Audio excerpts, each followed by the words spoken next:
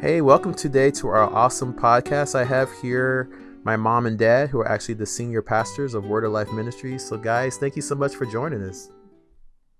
Thank you for being part of your podcast. All right. I'm going to give you both an opportunity to answer the different questions. Promise to be painless. The reason why we're doing this podcast is we just want to share with those of us who are millennials, Generation Xers, and now there's like a Generation Z or Y, I guess.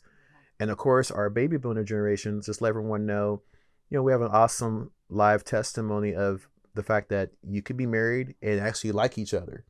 I think at the time of this podcast, you guys be married, for 45 years? Wow, that's right. Isn't that awesome? It is. So the first question I have, I'm going to turn it to Mom first, and I'm going to navigate over to Dad. So, Mom, we always like to ask you this question a lot.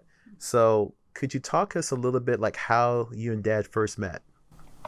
Well, we first met in church at a youth service, and John came in on a Greyhound bus with a minister from Kansas City with a lot of young people, and he came to my church.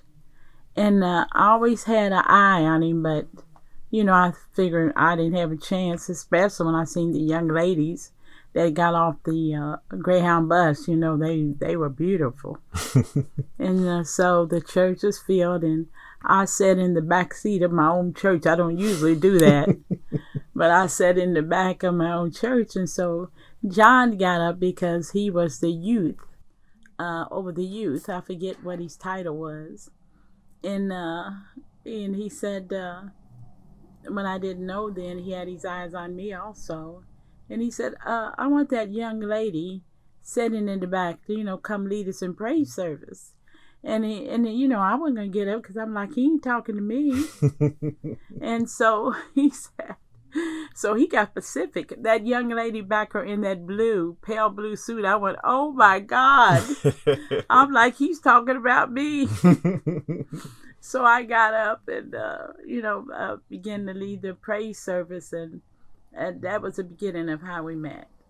That's awesome. That's awesome. And like I said, we've heard this story a lot. Mom always made it sound very dramatic and like a storytelling. And I remember from what she shared, even from Grandma Holland, who is my mother's mom, she talked a little bit about how that was the first time she had the chance to meet Dad. So I want to hear from your perspective, Dad. So when you actually got a chance to talk to your first mother-in-law, and it sounded like she was the one who was instrumental in getting you guys set up for your first date from her perspective. Grandma always had her perspective with a little humor. She's very sassy. From your perspective, how did that go when she talked to you? How did it go when she talked to me?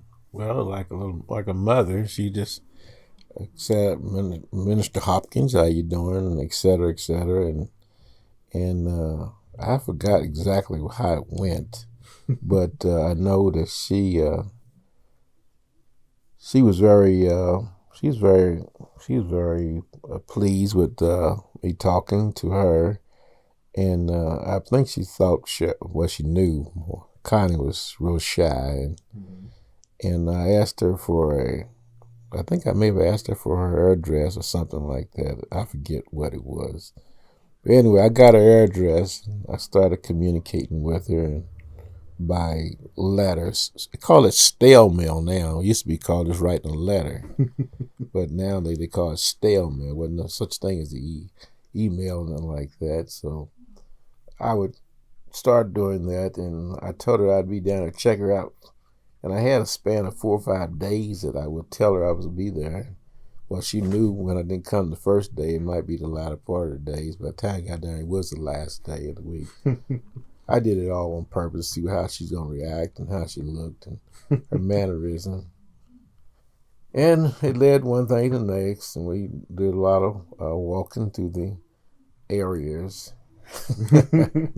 She had one place she has a graveyard over there that they have not too far from where they live, and I figured that was a nice place where everybody's quiet at.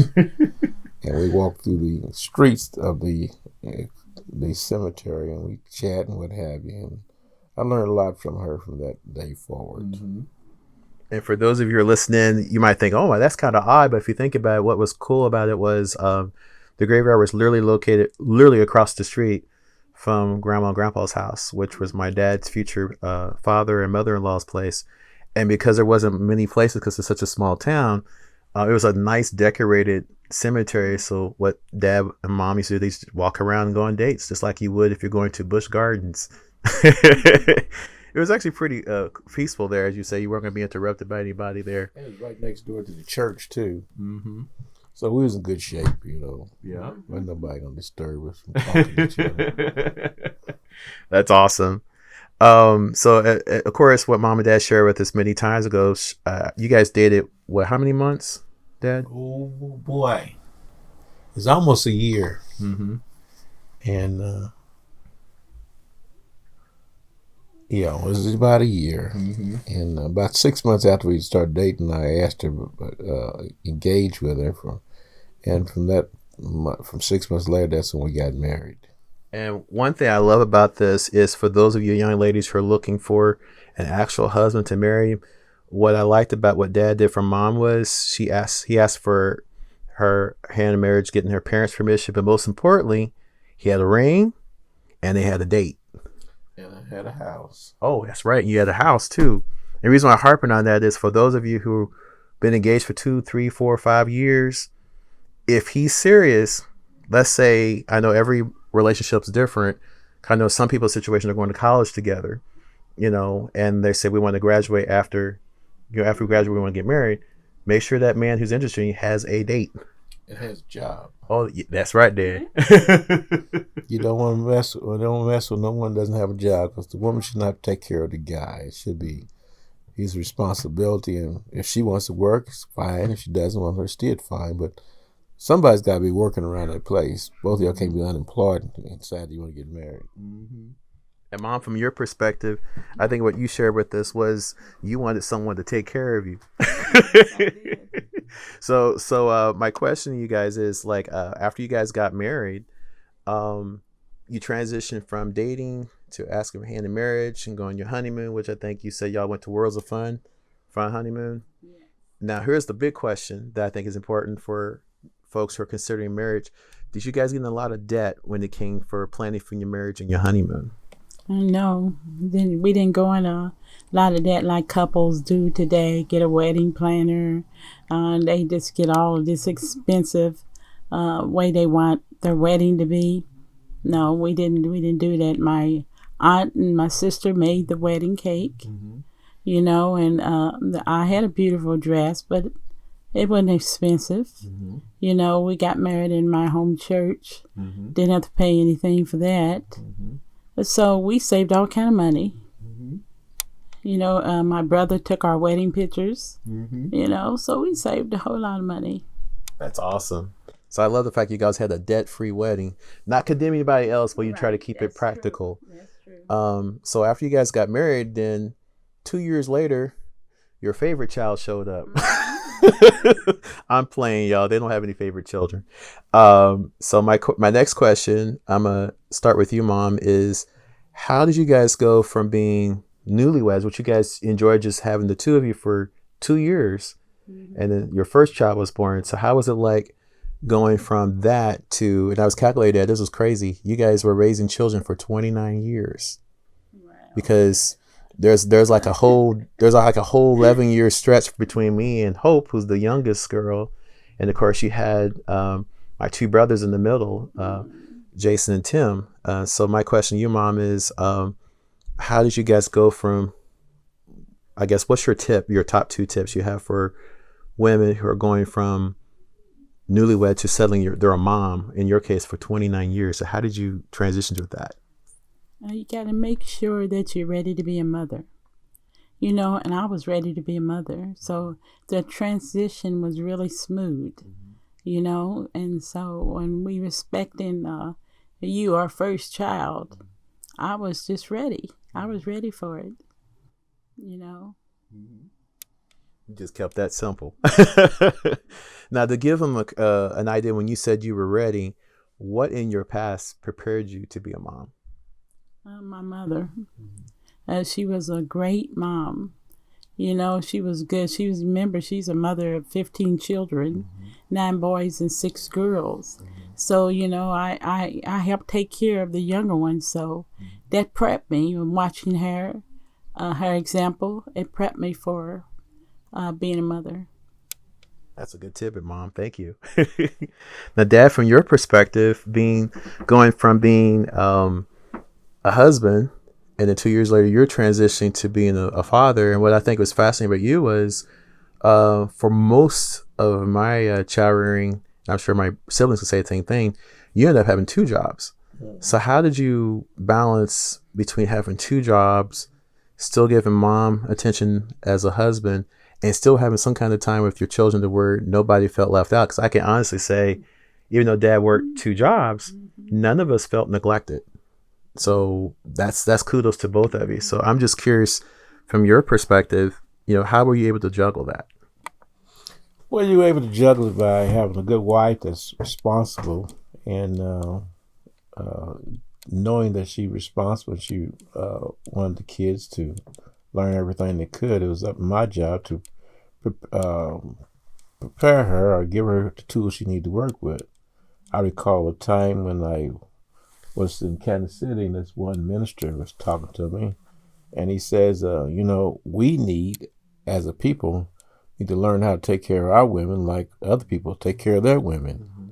And that left something engraved in my cranial cavity that I wanted to use later on in life, that I could take care of her and the kids. And whatever arose in the time, I decided to get another job because my kids, when they was younger, they could eat. And so I got a job just to take care of the eating proposition, as my father-in-law used to say. So I had food. I went down to a place called Sam's, and they'd have everything supersized. And I had enough in the refrigerator for them to eat what they needed to eat until they got tired of eating. And that helped them out, and they would eat all through the night. Well, somebody said, well, that's not being responsible. But it was irresponsible. They ate, in proportion what they needed to eat. They never was left hungry. And that was my job, to be a provider. And the responsibility of the father is to provide for his family because he's the head over the family. Mm-hmm. And in doing that, it was a lot of sacrifices being made, but we found out that through the sacrifice, the kids turned out pretty good, and that's about it.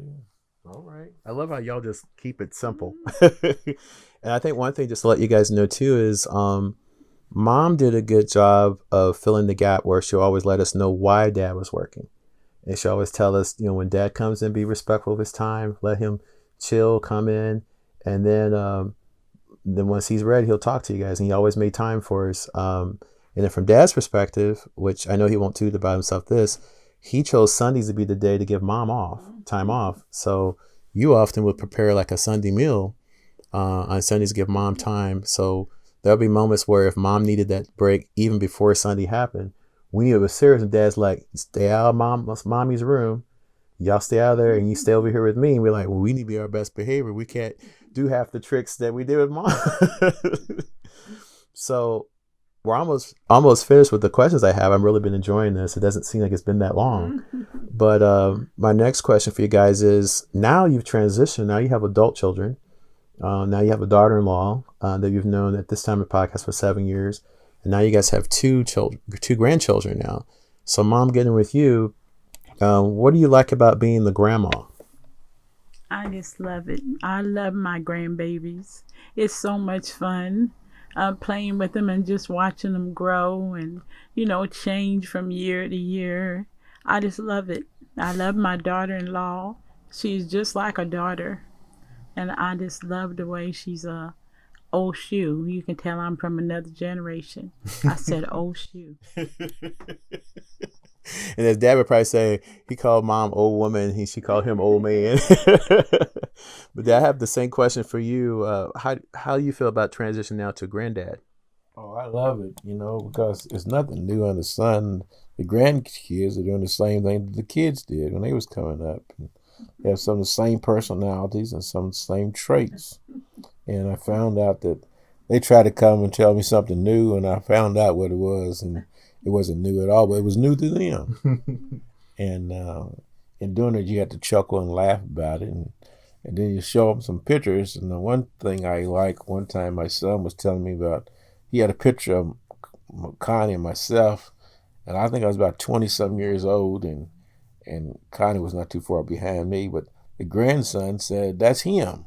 But they had my son, we had our son in the hand there. And they thought he was talking about Chris, his father thought he was talking about himself when he was a baby. He said, no, that's me right there talking about his grandpa. That's him 20 years later, what he's going to look like. And so I enjoyed it and chuckled about it, and they're just good to have around them. I don't try to spoil them, but, it's kind of hard to do. And I want to make sure their parents don't have too much problem with them be spoiling them. But what the good thing about it is, when we do spoil them, they got to go back home with mom and pop. So you took a page from Grandma and Grandpa Hopkins there, Dad. I did. Yeah, Grandma Hopkins in her day, she used to wait till Mom and Dad drive off, and she'll look through the picture window, and then she'll like, y'all want chocolate chip cookies? And that'll be when she'll spoil us. That's right. You get this here. So my last parting question for you guys is, from a biblical standpoint, how do you guys draw strength from God in not only being married for 45 years this year, but also actually liking each other? So with you, Mom, what would be your takeaway? How God's helped you out with that? I do give the Lord all the glory and all the honor and all the praise through his Holy Spirit, and how he gave me insight on how to raise our children and to be a good wife. So I thank him for that. I couldn't have done it without the Holy Spirit and the Word of God. And I like what you said, insight. So for some folks who are tuning in this podcast, they're not unchurched. So when you say insight, how did God give you insight in raising your children? Well, he would talk to my spirit. He would tell me to study each one of our children. And I would do that, and he would tell me how to deal with each one of you personally, so you can grow up to be godly children. That's awesome. So you were saying he really taught you how to have a relationship with each child. Yes. And she made us her pet projects, which helped. Right. Awesome, Mom. And then Dad, for you, biblically, like, how do you feel like God has prepared you and helped you out in the last 45 years? You actually had Mom longer than her own parents did, as you like to gleefully say. We grew up. What's he say? What's a good saying? One of your sister says, we grew old together, something like that. Anyway, it means I don't like to be too churchy, because I want to be real. You got to learn how patience in the marriage. You got good points and bad points, and you learn to adjust yourself accordingly with your mate. And don't try to be too overbearing, but try to be more understanding. And in doing that, being able to understand her, sometimes you don't understand each other, but if you stick with it long enough, you understand what's all about, and it'll come out, as they say in the wars. Mm-hmm. So it's been good, and it's going to be many more years of being with her and have a relationship with her. And that's the way it is with God. God doesn't understand her. He's listened to us, and he has a great understanding about us, and gives us space to grow. And as you grow older in marriage, you learn to grow in the fine tunes of respect's all about and love's all about, and giving and taking. Mm-hmm. So in a marriage, there's got to be a lot of giving and taking, and sometimes more giving than taking, but it all comes out in the wash. Mm-hmm. I appreciate that, Mom and Dad, and just let you guys know, Mom and Dad still go on dates. Like, as long as I've known them, they've always found time to go on dates. And what I like about, I know you say, I can't believe you remember all that stuff. I was one of those big-headed kids. I paid attention to a lot, but didn't say much. But Mom and Dad in the early days, when you didn't have a lot to spend, often Mom and Dad would just have days sitting on the couch, and go out in the park. Or go out in the park, So, and lately now you guys can actually go out, like for dinner. Dad would still get cards, and such, and Mom still talk about how, you know, he's the best man ever. So that's awesome. So I think what I took from you guys was, you know, keep dating your wife as if you're still, you know, trying to woo her, you know. That's true. So I appreciate you guys for being a part of this podcast. And thank you, Chris. We appreciate you too. and you guys take care of yourselves.